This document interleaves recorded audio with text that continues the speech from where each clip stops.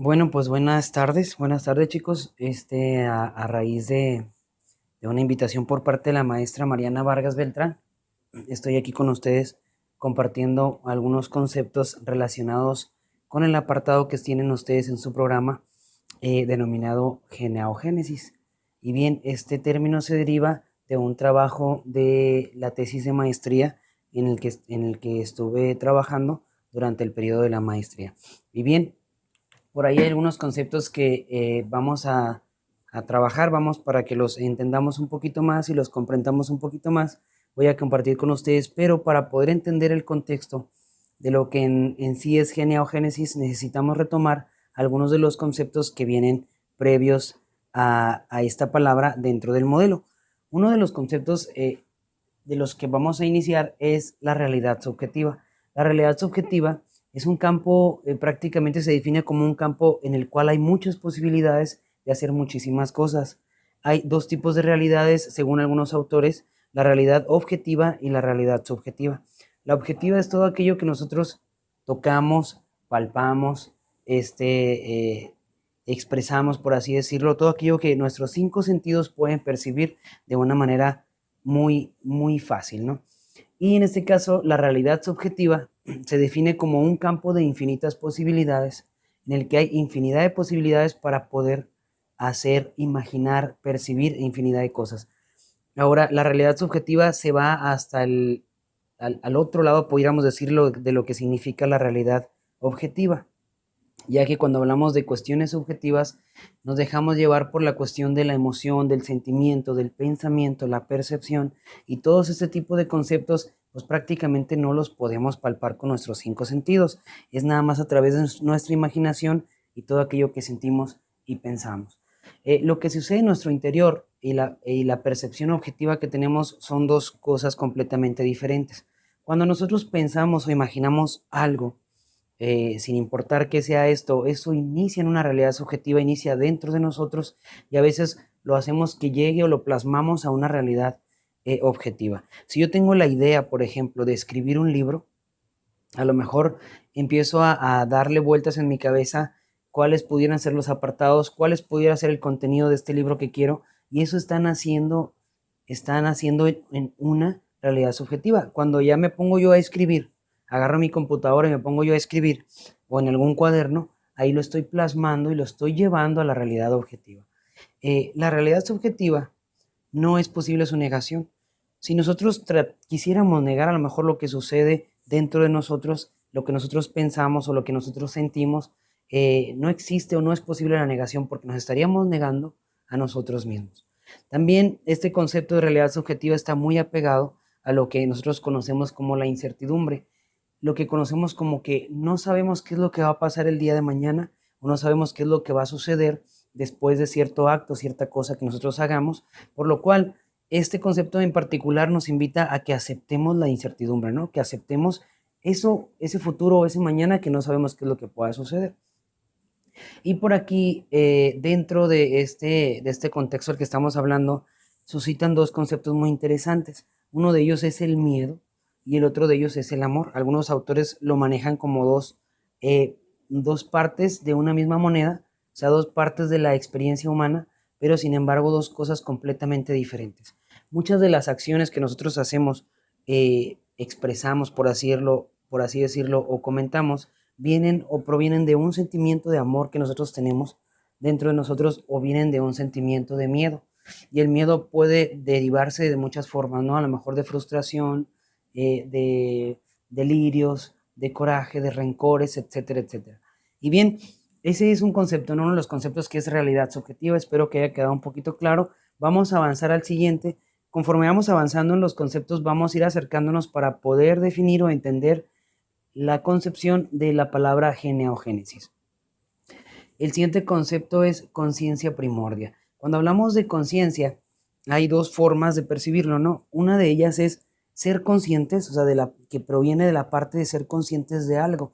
Yo puedo ser consciente de que estoy grabando en este momento un video para todos ustedes, y la otra parte proviene de conciencia, ¿no? De esa conciencia que traemos desde nuestro interior y nos hace reflexionar, ¿sí? Pudiéramos encontrar esas dos diferencias.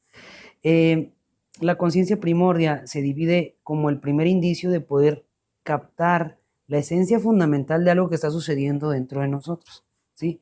Y pudiéramos decirlo o llamarlo el primer pensamiento, ¿no? El primer pensamiento que tenemos sobre algo. Y este concepto es un poquito complejo para poder entenderlo, pero sin embargo vamos a acercarnos un poquito a describir la palabra primordio, ¿no? La palabra primordio viene o está relacionada con la palabra primigenio, que es lo primero, ¿no? Lo primero que sucede. Entonces, cuando nosotros pasamos por algún proceso, por ejemplo, de miedo, de depresión o de expresión amorosa, siempre tiene un pensamiento primario, ¿sí? Y ese pensamiento primario está relacionado con la conciencia primordia. Es lo que originalmente nos hace sentir, nos hace emocionarnos o nos hace enamorarnos, pudiéramos decir, o nos hace sentir miedo también.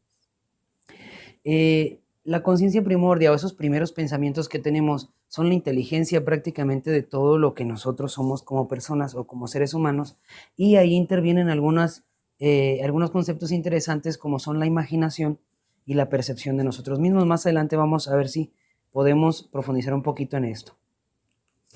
Para poder acercarnos un poquito a la conciencia primordia es necesario a veces el silencio y la respiración. Estamos muy pocos acostumbrados de estar en silencio con nosotros mismos y de hacernos preguntas a nosotros mismos o cuestionarnos a nosotros mismos sobre lo que está sucediendo en nuestras vidas. Normalmente la mayoría de las experiencias provienen de entes ajenos o entes externos a nosotros que nos hacen en última instancia reflexionar. Por ejemplo, si estoy en casita, ahorita en casa, ¿no? Y a lo mejor estoy viendo alguna serie de televisión, estoy haciendo las tareas de los profesores, estoy atendiendo las necesidades de mi familia, de mis hermanos, de los hijos, en caso de los que tengan hijos, de mis padres. Entonces, no tenemos un momento de silencio para poder inspeccionar dentro de nosotros, ¿no? Entonces, es una invitación, esa es una invitación de que nos demos un tiempo alrededor de 5 o 10 minutos diarios para poder estar con nosotros mismos. Eso nos acerca un poquito a identificar los primeros pensamientos que tenemos nosotros sobre lo que sucede en nuestras vidas. El siguiente concepto es el concepto del amor. En particular es un concepto que me gusta mucho precisamente por ser tan amplio y tan grande, ¿no? El amor no es un concepto que se haya definido adecuadamente. Hay tantos misterios involucrados que el amor mismo es un misterio dentro de sí, ¿no? O sea, la palabra amor, cuando hablamos de ella, muchas veces la relacionamos a la cuestión de lo que siento por una persona, de lo que siento por una pareja, por el novio, por la novia, y lo hacemos pequeñito, ¿no? O sea, lo hacemos pequeño, o el amor que sentimos a veces por la familia, por los amigos, por alguna mascota que tenemos. Vamos ampliando un poquito más el panorama de lo que significa el concepto. Hay algunos autores que nos hablan un poquito del amor. Les voy a mencionar, por ejemplo, la definición de la doctora Watson. Dice Watson en su libro, escribe que la única cosa que vale la pena vivir es el amor, porque el mismo amor nos permite liberarnos de los ciclos misteriosos del sufrimiento. Cuando nosotros pasamos por algún suceso difícil, en el que sufrimos, en el que tenemos dolor, en el que tenemos a lo mejor desesperación, coraje e infinidad de cosas, ¿no? De algunos sentimientos negativos en nuestra vida, Watson nos invita y nos dice que el amor es la única cosa que nos ayuda a salir de esos ciclos misteriosos, porque así como el amor es misterioso, el sufrimiento en ocasiones también no le encontramos sentido, ¿no? O sea, pareciera que estamos sufriendo o estamos llorando o sintiéndonos mal y no le encontramos una razón de ser. Entonces, esa es la concepción que tiene Watson. Por otro lado, el autor, que se llama Ocho, nos dice que el amor es el mayor regalo de la existencia. El mayor regalo de la existencia. No nos dice, no nos lo pone tan pequeñito, sino nos dice, o sea, es lo más grande que existe ahorita para la humanidad. Y Donald Welch, en su libro Conversaciones con Dios, nos dice que el amor es la energía que expande, se abre, entrega, permanece, revela, comparte y sana también, ¿no?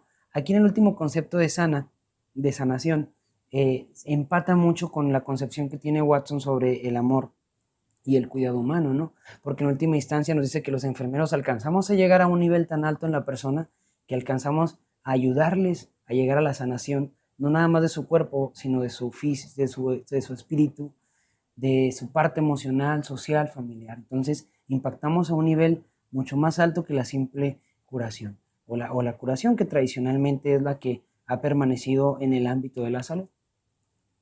Y bueno, les voy a platicar un poquito de cómo concebí yo este concepto del amor en lo largo del trabajo de la tesis de maestría.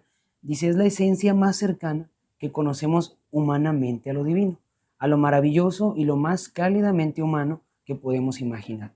Sin embargo, también se define como un principio, como el principio de bondad, el principio de paz y gozo que todos nosotros como seres humanos podamos tener. Ahora, sus expresiones, las expresiones de amor, son constantes en el universo. Leía por ahí el libro que se llama Amor del autor Osho y él nos dice, ¿por qué el amor tiene que ser limitado? O sea, ¿por qué a veces te limita nada más en que tienes que amar a una persona o tienes que amar nada más a tus hijos o tienes que amar nada más a tu familia? Entonces dicen, estamos muy carentes de amor en la humanidad. Entonces podemos amar a muchas más personas a través de nuestras expresiones de amor, no precisamente que vayamos y tengamos una relación amorosa, que son concepciones diferentes derivadas del mismo amor, ¿no? Entonces nos dice que a través de las expresiones de amor que tenemos como personas o seres humanos, las compartamos con todos los demás que nos rodean. El siguiente concepto es sabiduría. La sabiduría es una expresión de la conciencia humana que es muy variable para todos nosotros, ¿no? A veces la sabiduría nos ayuda a identificar entre lo bueno y lo malo, moralmente hablando. ¿Qué es las cosas buenas que yo tengo que hacer? ¿Qué son las cosas malas que yo tengo que hacer? ¿Y cómo las percibo yo como ser humano? La sabiduría prácticamente es un don en el que se involucra la gratitud y el perdón de la persona. No todas las personas tienen la capacidad de perdonar aquellos sucesos que nos afectan a nosotros como seres humanos o que afectan mi individualidad. Entonces, aquellas personas que tienen esa capacidad de perdón, podamos decir que se acercan mucho o tienen muy cerca de su vida esta concepción de la sabiduría, porque alcanzan a ver todo tan amplio, ¿no? En última instancia, si alguien te ofende, si alguien te habla mal, si alguien te hace un daño, eh, las personas que son muy sabias lo dejan pasar, por así decirlo, sin embargo lo reflexionan para ellos mismos, para crecer ellos como seres humanos, pero no lo regresan, no lo regresan, simplemente lo perdonan y dejan que el flujo de la vida siga su ritmo. El siguiente concepto, y creo que ya es el último para poder entrar a la concepción de geneogénesis, es la de la cosmovisión. El concepto de cosmovisión lo han trabajado diferentes autores. Sin embargo, yo en el trabajo que estuve realizando, llego a la conclusión de que es una forma, así como algunos autores lo definen también, es la forma de ver el mundo, como tú, como ser humano, ves el mundo, ¿no? Tú como estudiante de enfermería o de alguna otra carrera, ves el mundo, ¿no? Ves todo lo que te rodea. Y los antecedentes de la cosmovisión están muy relacionados, o sea, lo que antecede a tu forma de ver el mundo está muy relacionado con tu cultura, con la sociedad y con la educación que hayas tenido. Si tú creciste a lo mejor en un área lejana, por así decirlo, a la ciudad, tu forma de ver el mundo es muy diferente. Yo, por ejemplo, soy de Guadalupe Calvo, Chihuahua, y es Sierra Tarahumara, y tiendo mucho ahorita aquí en la ciudad, tiendo mucho a alejarme a los lugares un poco despejados de la vida urbanizada, a los cerros, a las presas, a los arroyos, a los ríos, y a estos lugares que te dan un poco más de tranquilidad por estar en contacto con la naturaleza. Pero esa forma de ver el mundo en lo particular está relacionada con mi crecimiento cultural, con mi crecimiento social y un tanto también con mi crecimiento familiar que tuve, ¿no? En la época de la niñez y la adolescencia.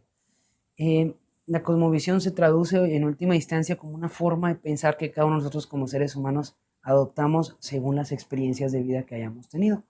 Y bueno, en la cosmovisión podemos hablar un poquito del propósito que tenemos nosotros como seres humanos. O sea, como vemos nosotros la vida, de ahí de cómo vemos nosotros la vida y de nuestra forma de pensar se deriva cuál es nuestro propósito aquí en la vida, ¿no? Si ustedes están estudiando ahorita la enfermería, parte de tu propósito está relacionado con ayudar y cuidar a otras personas.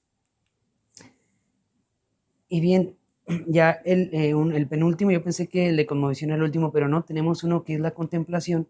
Y la contemplación es una disposición humana que nosotros tenemos para poder ver detenidamente todo lo que a nuestro alrededor sucede y analizarlo y reflexionarlo, no nada más dejarlo pasar. Los sucesos, normalmente todos, a lo largo de todo nuestro día, hay diferentes sucesos. Algunos los consideramos sin valor o sin importancia y algunos sí los consideramos importantes según los intereses que tengamos como persona. Pero hay algunos de esos sucesos que no consideramos a veces con valor o importantes, pero que tienen una gran importancia para nuestra parte mejor emocional o espiritual que tenemos, no para la de intereses técnicos o intereses del ego, por así decirlo. Eh, por ejemplo, si yo quiero un celular a lo mejor porque se me descompuso, se me dañó, se me cayó el agua, y alguien viene y a lo mejor mi abuelito, mi tía, algún familiar que me aprecia bastante, me dice, ¿sabes qué? Te voy a regalar un celular y pues vamos por él, ¿no? Entonces tu parte, tu parte a veces de interés del ego dice, qué bueno, o sea, ya voy a tener un celular, pero a veces la parte emocional o sentimental dice, mira nada más, o sea, esta persona me aprecia tanto que pues me va a apoyar, no me va a apoyar con el celular porque ahorita yo no tengo la posibilidad de conseguirlo.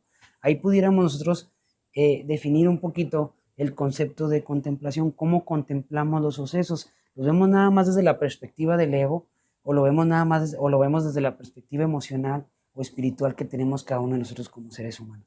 Ahí entra en juego la parte de agradecimiento o la parte de gratitud que como personas y seres humanos desarrollamos a lo largo de la vida.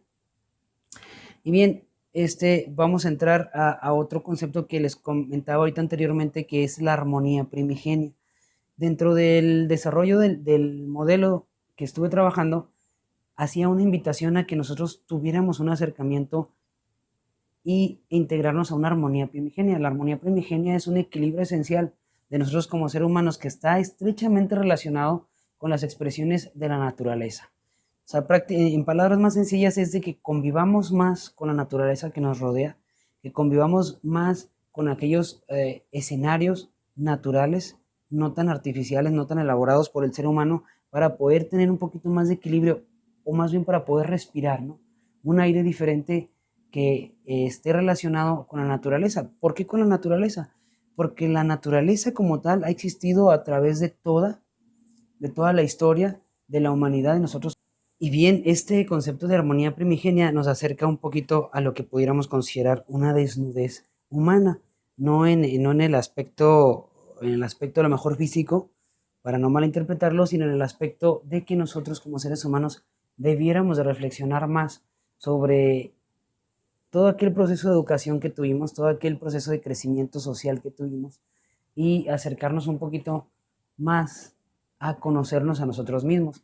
A, a veces el derrocamiento del sistema, que pudiera ser la formación cultural que tuvimos, la formación de la educación que tuvimos, uno de los puntos que me gusta mucho resaltar es que a través de la educación a nosotros nos enseñaron a través del condicionamiento humano, que es un proceso psicológico que en su momento se anexó a la educación en todo el mundo, y este condicionamiento humano lo que ocasionaba era que a través de reforzadores positivos o negativos, basados en algunos estudios de Frederick Skinner, nos hacían hacer las cosas como estudiantes, ¿no? Si te portabas bien desde el kinder, desde el preescolar, si te portabas bien te ponían por ahí una estrellita en la frente de que te portabas bien. Entonces, este reforzador positivo hacía que tú repitieras ese hábito o esa forma de comportarte. Y un reforzador negativo ocasionaba que ese hábito ya no se repitiera, que esa acción ya no se repitiera. ¿Por qué? Porque te regañaban, te castigaban, te bajaban un punto en la secundaria, en la preparatoria, o simplemente te suspendían algunos días de la escuela. Entonces, reflexionar un poquito sobre nuestra formación educativa creo que nos va a dejar mucho, porque te hace pensar por qué ahorita, en la actualidad, en tu carrera universitaria, o ya en tu trabajo, actúas también bajo los reforzadores positivos y bajo los reforzadores negativos. Cuando tenemos alguna tarea difícil o el maestro nos encarga algo difícil, empezamos nosotros a negociar, ¿no? A negociar. Y bueno, maestra, y si lo traemos mejor preparado, si lo hacemos con más tiempo, si lo elaboramos más diseñado, si le ponemos más creatividad, ¿nos va a dar más calificación? Entonces empezamos a negociar y entra en juego algo que se llama conveniencia, y empezamos nosotros como personas a actuar por aquello nada más que nos conviene. Entonces, este punto en particular de desnudez humana nos invita a que nos quitemos esas máscaras y que aquellas cosas que nosotros vayamos a hacer, aquellas cosas que propongamos hacer o que hagamos en la vida, lo hagamos sin ningún interés de conveniencia. Sí, a lo mejor va a ser algo difícil porque estamos muy acostumbrados a actuar por conveniencia y a movernos en el mundo, en la vida por conveniencia, ¿no? Y siempre preguntamos, bueno, ¿y qué haya cambio para mí? Que haya cambio para mí, ¿cuál es mi beneficio? Entonces, Estamos muy acostumbrados a actuar desde el ego y desde la beneficencia individual, ¿no? O sea, que nos veamos beneficiados en el proceso. Eh, hay un punto en el que nosotros nos sentimos seguros, la mayoría de nosotros nos sentimos seguros en algunos aspectos de nuestra vida, pero tenemos que ser muy conscientes que somos muy vulnerables, porque si perdemos la seguridad, ya sea económica, física, emocional o social, o la autoestima, por así decirlo, nosotros nos vamos a percibir muy vulnerables ante el suceso. Por así decirlo, si ahorita nuestras capacidades mentales se encuentran en orden, y por algún suceso de algún proceso de enfermedad o algún accidente nos vemos afectados a nivel mental, nosotros nos vamos a sentir muy vulnerables ante todo aquello que nos creíamos seguros, ¿no?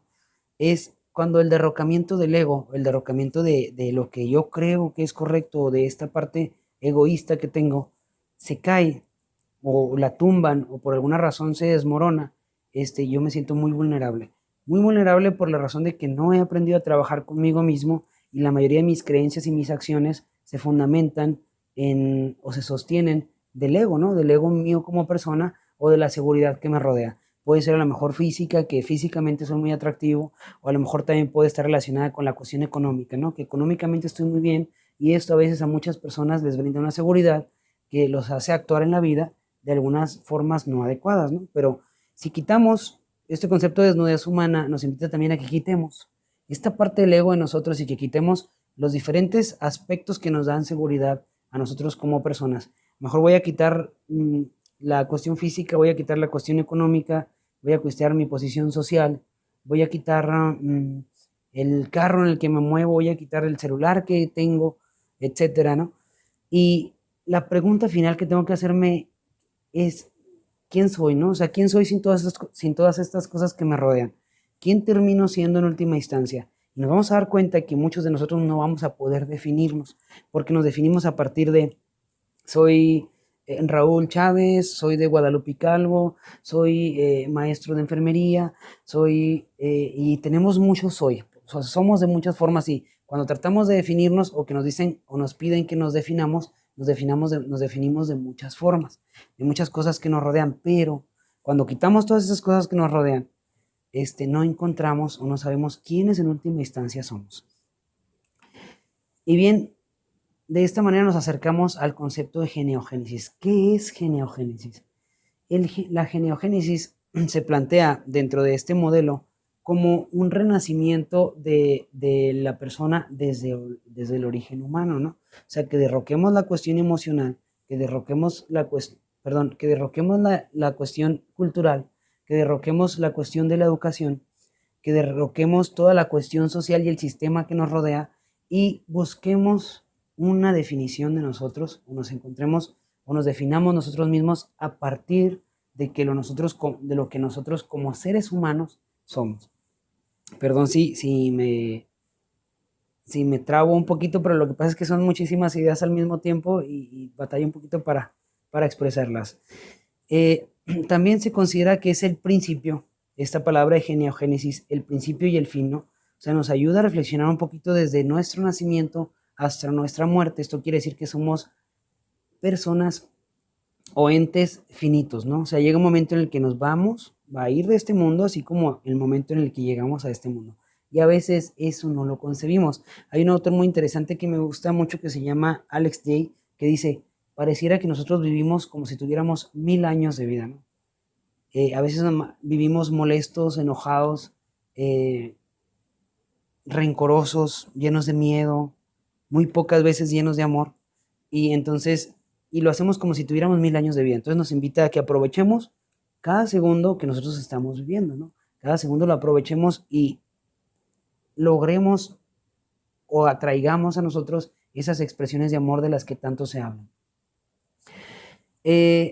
Derrocar o tener un renacimiento desde el origen, desde un origen humano, implica mucho compromiso con nosotros mismos como personas, porque habría que dejar de lado algunas enseñanzas en la formación de nuestra educación y algunas enseñanzas en nuestro núcleo familiar, porque muchos patrones que nosotros aprendimos de la familia provienen de las familias, ¿no? De los papás de mis papás, y de los papás de mis papás, ¿no? Entonces es toda una cadena que nosotros tenemos que cuestionar un poquito, a ver si esa formación familiar es completamente lo más indicada para nuestro desarrollo social. Esto no nos dice que a lo mejor estamos en contra de las ideas familiares, ¿no? Pero sí tenemos que analizarlas un poquito y reflexionarlas un poquito para ver cuáles son mis comportamientos y por qué yo me estoy comportando así o por qué me está yendo de esta forma en la vida. Y bien, a partir de la geneogénesis, que la geneogénesis está más planteada para el docente, para el maestro, que el maestro es el que tiene que reflexionar sobre todos estos puntos. A partir de esto surgen nuevos pensamientos y nuevos sentimientos en la persona. A partir de que reflexionas contigo mismo, a partir de que te das un tiempo de estar contigo mismo, todos los días empiezan a surgir pensamientos y sentimientos diferentes a lo largo de tu día, ¿no? Los pensamientos y los sentimientos son el lenguaje del alma del ser humano, el lenguaje de nosotros, el lenguaje tuyo, el lenguaje mío, son los pensamientos y los sentimientos. Todo aquello que pensamos y todo aquello que sentimos es lo que nos hace actuar y expresarlo en este mundo, ¿no? En el mundo físico o en la realidad objetiva, a través de las cuales, a través de estos, se entra en un estado de conciencia ante todo lo que nos rodea, ¿no? A través de lo que pensamos y lo sentimos, nosotros, lo que pensamos y sentimos, nosotros somos conscientes de todo aquello que nos rodea.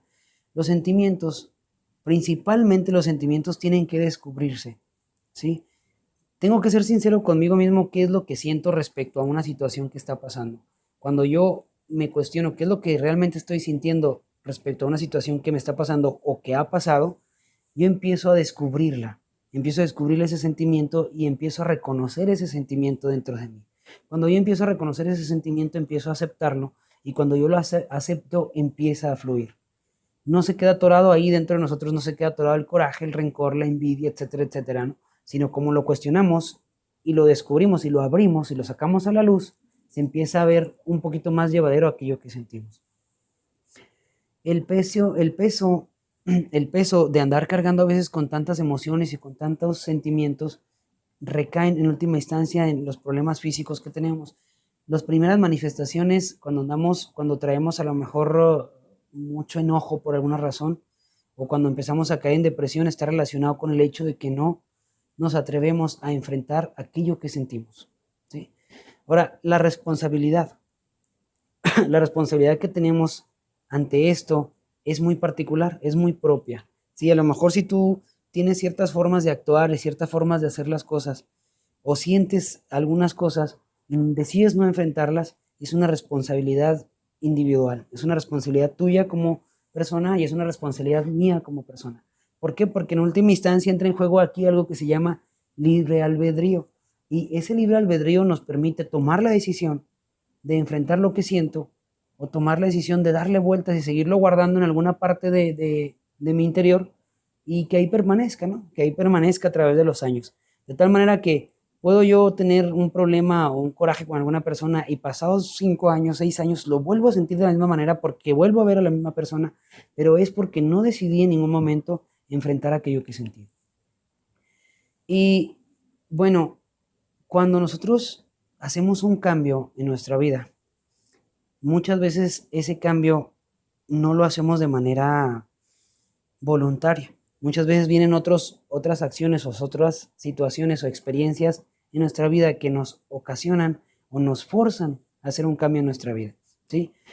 Puede a lo mejor presentarse algún conflicto muy fuerte, alguna experiencia muy fuerte, algún accidente, alguna enfermedad o algún suceso de amor muy grande, ¿no? Que conoces a una persona que vaya, cambia todas las expectativas de tu vida y hace que tengas un cambio en la vida. Entonces, no debemos esperarnos a que otros sucesos ajenos a nuestra experiencia de vida vengan a cambiar nuestra forma de pensar o nuestra forma de sentir. Por eso, algunos autores comentan un concepto muy interesante que se llama intencionalidad. La intencionalidad lo vamos a definir de una forma muy sencilla, o sea, es aquella intención que tengo yo en cada uno de los actos que hago. Por ejemplo, mi intención ahorita, mientras estoy narrando con ustedes este video, es que alcancen a comprender un poquito sobre este concepto de geneogénesis, que lo analicemos un poco, que lo reflexionemos y a lo mejor para algunos pues va a ser algo valioso en su vida, ¿no? Que a lo mejor si ya alguno de ustedes decide enfrentar lo que siente o lo que está pasando en su vida, ya es suficiente o ya es mucho, ¿no? Lo que podemos lograr a través de una plática de esta naturaleza. Y bien, cuando hay un cambio profundo en un ser humano, cuando hay un cambio profundo en un ser humano, normalmente empiezan a fluir muchas expresiones de amor, muchas expresiones de sentimientos, nos volvemos más sensibles a muchas cosas y no precisamente el cambio puede ser hacia bien, sino también puede ser hacia mal, ¿no?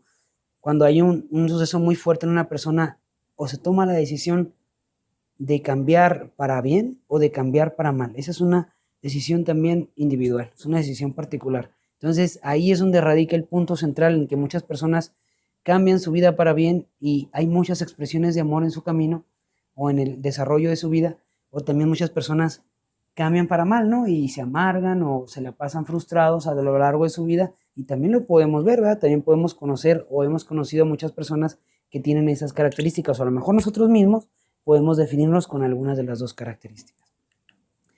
Y bueno, todo esto, todos estos cambios que hacemos como seres humanos, cuando reflexionamos nosotros mismos como seres humanos, permitimos un clima emocional que nos rodea todos los días o en todas las cosas que hacemos, ¿sí?